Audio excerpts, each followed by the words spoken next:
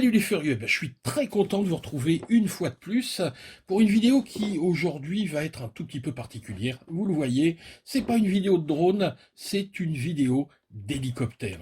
Avec JF, on avait envie depuis un petit bout de temps de vous présenter des hélicos, mais on va pas le faire n'importe comment. L'objectif, vous savez que nous sur la chaîne, c'est d'accompagner les débutants et on va se poser la question aujourd'hui de savoir ben voilà, si vous savez un peu piloter un drone, est-ce que vous savez piloter un hélicoptère? Alors, le premier appareil qu'on va vous présenter aujourd'hui, ben ça va être le début un petit peu d'une aventure qui va se poursuivre sur plusieurs semaines. Aujourd'hui, je vais vous présenter un appareil vraiment grand débutant, un appareil pour essayer d'acquérir les bases du pilotage en hélico, un appareil qui coûte vraiment pas grand-chose. Moi, je l'ai commandé, je l'ai payé 35 euros chez Banggood. Donc vraiment un appareil pour découvrir le pilotage hélico. Donc on va commencer aujourd'hui par un appareil de chez WL Toys, le V911. Qui est vraiment un appareil grand débutant. Et puis dans 15 jours, je vous présenterai un appareil un petit peu plus compliqué, un appareil qui sera lui capable de faire de la 3D. Je vous présenterai le XK-110, qui est également un micro-hélicoptère, mais lui capable de faire des pirouettes et puis un petit peu plus difficile à piloter. Donc on va commencer par cette petite bestiole qui arrive dans un carton style jouet, hein, avec la petite valisette. Donc cet appareil, c'est un appareil en RTF. Vous ouvrez, il y a tout à l'intérieur pour voler, la radio, l'hélicoptère, le chargeur, la batterie, même si une batterie ce sera pas suffisant, il en faudra plusieurs. Donc il arrive dans une boîte qui est relativement solide, tout est bien protégé à l'intérieur. Allez, on a vu la boîte, elle est belle. Hop, zou, on va regarder ce qu'il y a à l'intérieur. Donc c'est parti pour le déballage de ce petit hélicoptère. Alors, ça, important, si vous n'avez jamais piloté l'hélico, il y a vraiment un certain nombre d'informations dans la notice donc, que je vous conseille de lire. Elle est en anglais, c'est vrai, c'est anglais et chinois. Donc, si vous parlez mieux anglais que chinois, ça ira. Si vous parlez ni l'un ni l'autre, vous ferez comme moi, vous regarderez les images. Mais enfin, bon, honnêtement, vous allez vous en sortir sans. Alors, qu'est-ce qu'on a dans la boîte? Alors, c'est dommage, je peux pas la mettre. Alors, je vais essayer à l'endroit comme ça. Ben oui, on y arrive. On va la placer. Tac, ici. Oula, eh ben ça commence bien. Alors, on commence avec ce petit hélicoptère, ici le V911S. Vous voyez, il est vraiment, par rapport à ma main, il est pas grand. Il fait 27 centimètres de long, 275 mm. Alors, le rotor fait également 275 mm. Hein, quand on aligne les deux pales, on a à peu près 27 centimètres. En hauteur, il fait 77 mm de haut. Donc, vous voyez, un petit appareil, bon, il est mignon, hein, et puis il a vraiment une bonne bouille. On le met de côté, on va le reprendre ensuite. Alors, l'appareil arrive avec, évidemment, hop, sa radio. Ici, une radiocommande. Bon, c'est du plastique avec des petites protections en mousse pour pas abîmer les sticks. La radio est en mode 2, c'est-à-dire qu'ici les gaz sont à gauche. On reviendra sur les différents sticks tout à l'heure. Alors, c'est une radio ici avec un petit écran LCD qui sert pas à grand chose, mais je reviens dans quelques minutes sur la radio. Qu'est-ce qu'on a d'autre dans la boîte? La petite batterie, c'est du 1S3, donc 3,7 volts. Ici c'est du 300 milliampères, donc Bah oui, d'ailleurs, je m'aperçois que finalement, dans la notice, ils mettaient 250 et puis ils ont livré une 300 avec. Donc moi, ce que j'ai fait, hein, c'est que j'ai tout simplement repris, hop là, toutes les petites batteries, j'en ai comme ça, quelques dizaines. C'était les batteries des petits drones de début que j'avais. Donc ça fonctionne très bien, hein. Ça n'a pas tout à fait la même taille, mais ça rentrera dans l'hélico. Donc ça, il va en falloir quelques-unes. Bon, heureusement, ça coûte vraiment pas une fortune, ces petites batteries. Alors, qu'est-ce qu'on a d'autre? On a, alors ça, c'est pas mal. Je sais pas si je vais réussir à le retirer ici. Hop. On va retirer comme ça, voilà.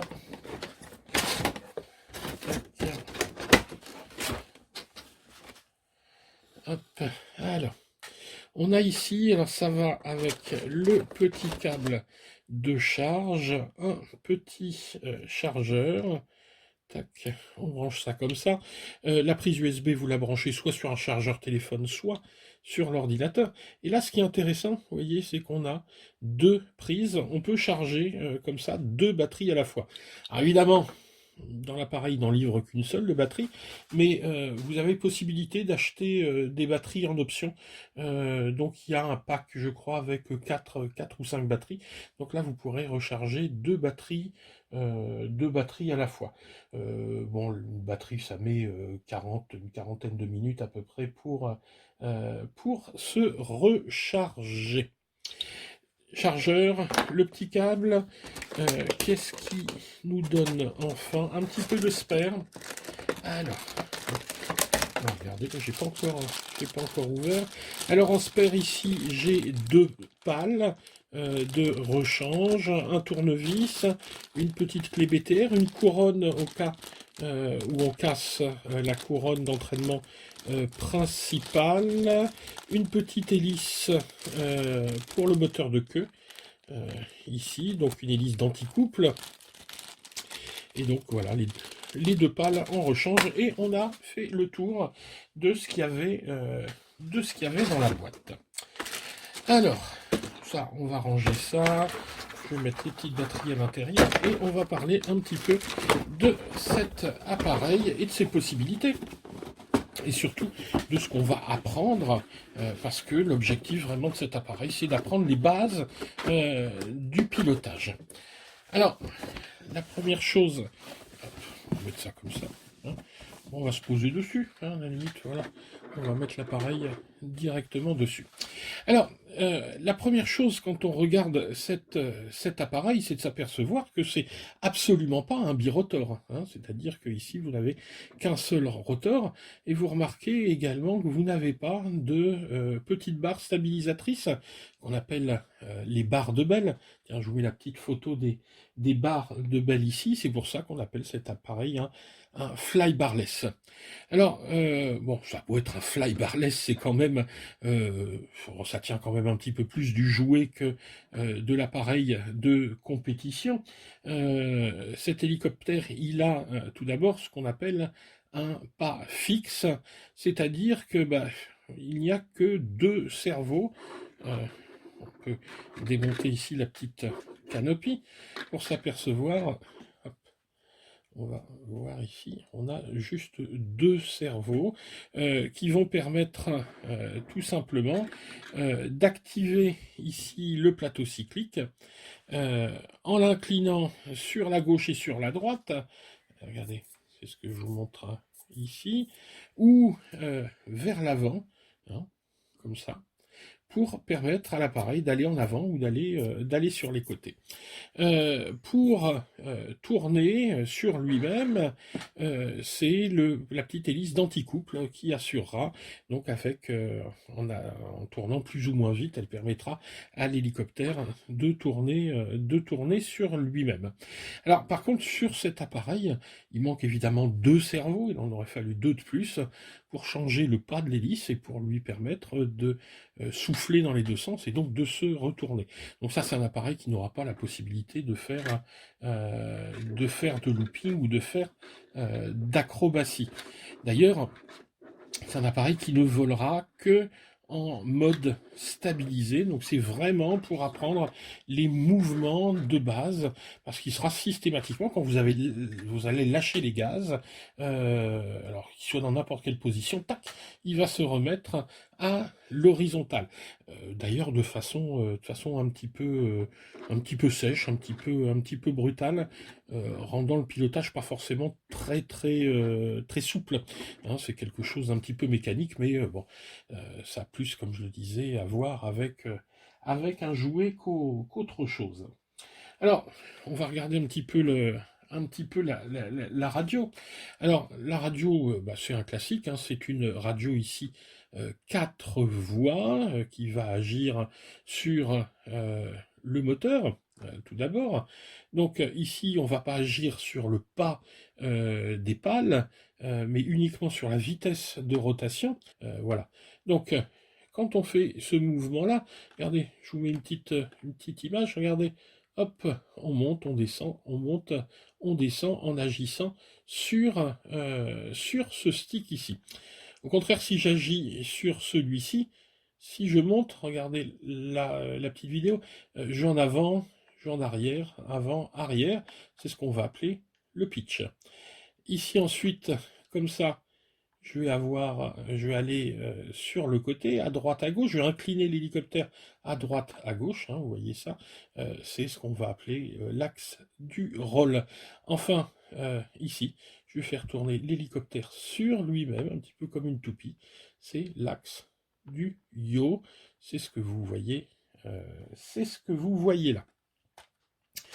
Donc, avec cette radio et puis avec cet hélico, hein, vous pourrez apprendre comme ça les bases du pilotage et les bases du déplacement avant d'attaquer quelque chose d'un petit peu plus sérieux.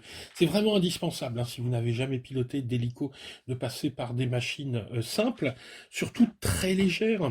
Hein, un appareil ici qui pèse 43 grammes, 43 grammes et demi, je crois. Attendez, je vérifie. Oui, c'est ça. Alors, c'est un poids plume. Quel est l'intérêt d'avoir aussi peu de masse? Eh bien, si vous vous crachez, il est léger, il y a peu d'inertie, donc il y a peu de chances de casser. Même si honnêtement, la canopie est extrêmement fragile, les pales ont pas l'air bien solides. Les pales sont bien arrondies là au bout pour éviter de se couper les bouts des doigts si on laisse traîner sa main. Mais enfin, bon, vous n'allez pas vous faire bien mal avec un petit hélico comme ça. On n'a pas parlé, tiens, du moteur à l'intérieur. Le moteur, hop, le voici ici, c'est un moteur brushed qui entraîne donc un système de réduction avec une poulie principale, comme ça. Donc un moteur brushed, ici c'est un Corless 8520, et on a un petit 0,7, alors là par contre je reprends, mais un 0,716 en brushed à l'extrémité ici. Voilà, bon, c'est des choses qui coûtent pas bien cher s'il y a besoin de les changer. Alors, de toute façon, l'ensemble est déjà très peu onéreux. On en a pour 35 balles à peu près. Hein. 35 € pour l'ensemble, radio, hélico et batterie.